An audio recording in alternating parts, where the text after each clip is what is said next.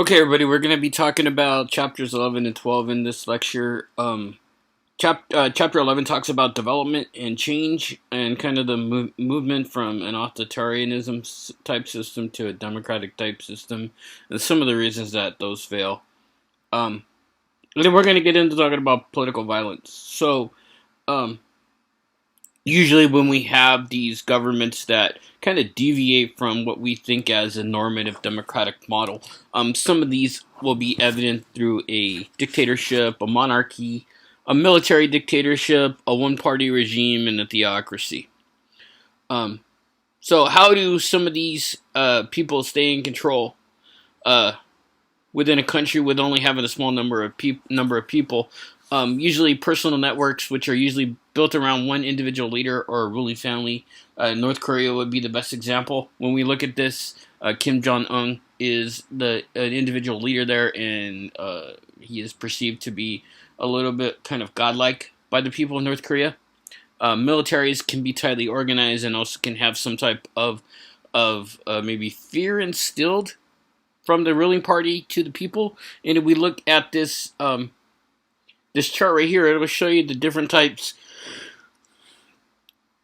of regimes that exist and how their basis of authority is used. When we talk about theocracies, we only have one partial theocracy exists in Iran, where the clerics who are part of the government advise the Ayatollah, and kind of he relies on them as much like as a cabinet that we have here in the U.S.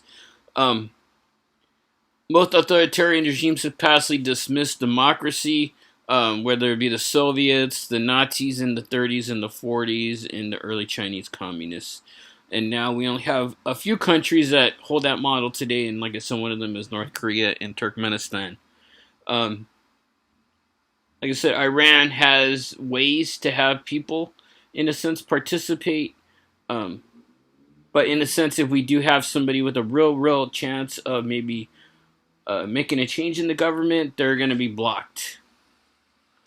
China has a pure authoritarian regime. There are some aspects of democracy within China, such as elections for village councils, but for the most part, it's a one-party regime.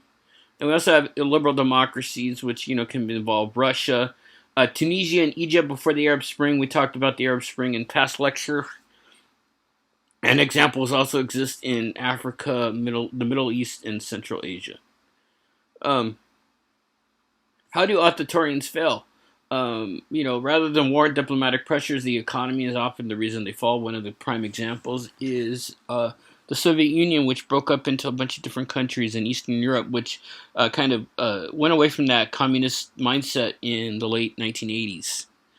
Military pressure, where there's pressure from the United States, regimes in Germany and Japan, the Soviet Union collapsed after the Cold War, and the United States intervening in conflicts such as Yugoslavia, Somalia, Afghanistan, and Iraq. And non-military pressures such as economic sanctions, um, civil service programs, civil society programs, I should say, and kind of that carrot at the stick type conditionality pressures that existed. Maybe it might be a coup or a popular uprising or a voluntary registration to make way for democracy. Um, but pressures can be ambiguous and counterproductive. Democratic countries send mixed signals. Democratic countries' efforts may unintentionally reinforce authoritarian regimes, which we may have seen in Afghanistan. Here is a chart on how most toppling of regimes will exist, whether it's a foreign intervention all the way up to a coup d'etat, where it's a total overthrow of the government.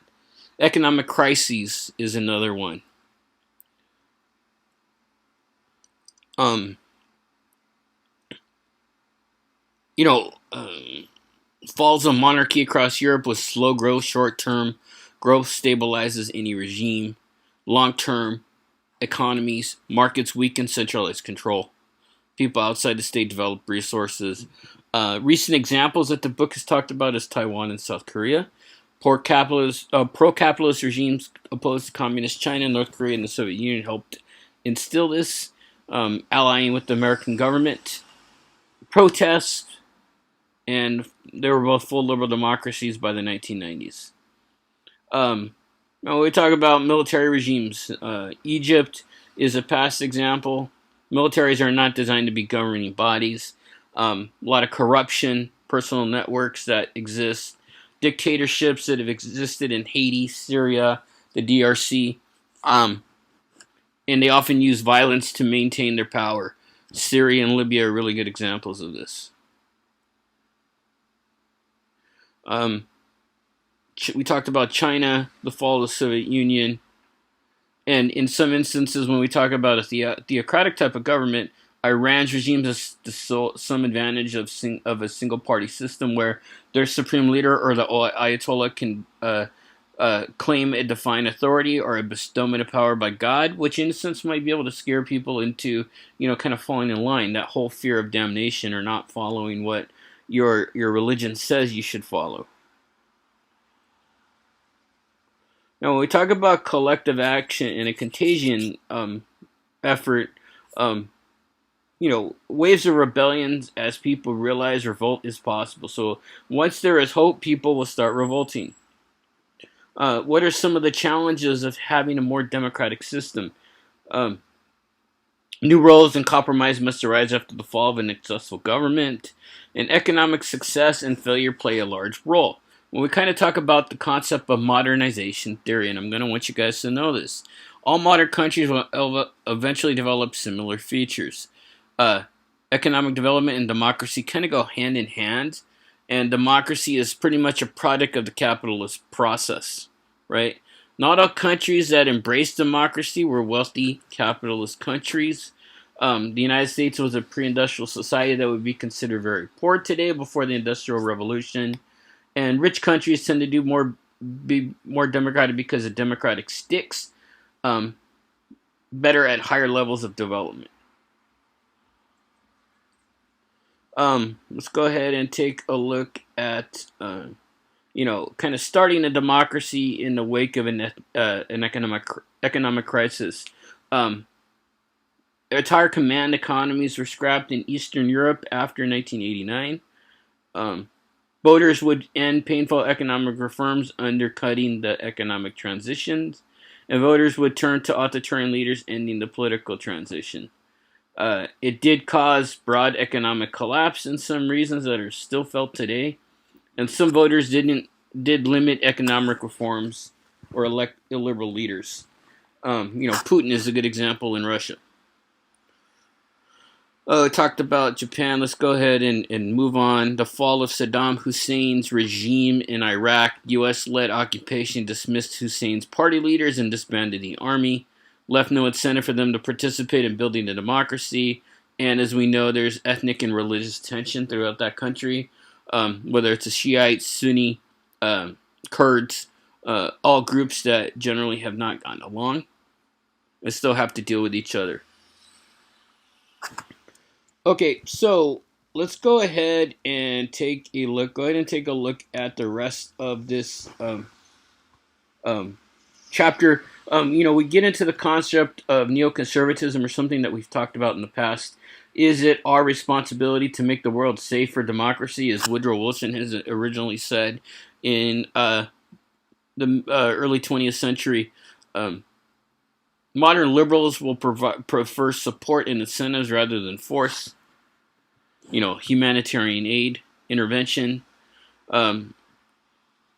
Conservatism is we should mind our own business.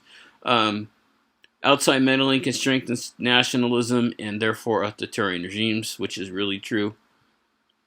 And also the concept of realism, where utopian crusades in a dangerous world are pointless and risky. Republican opponents of the Iraqi invasion is an example of this, as well as libertarian and something, Tea Party Republicans, which have kind of gone by the wayside in the past year or so. But for the most part, there's that anti-interventionist sentiment within the conservative ideology other than neoconservatives. Go ahead and look a little bit more at some of these things here, and we talked about the Arab Spring. So take a look at the Arab Spring and some of the things that happened out of it. Okay, so let's go ahead and move to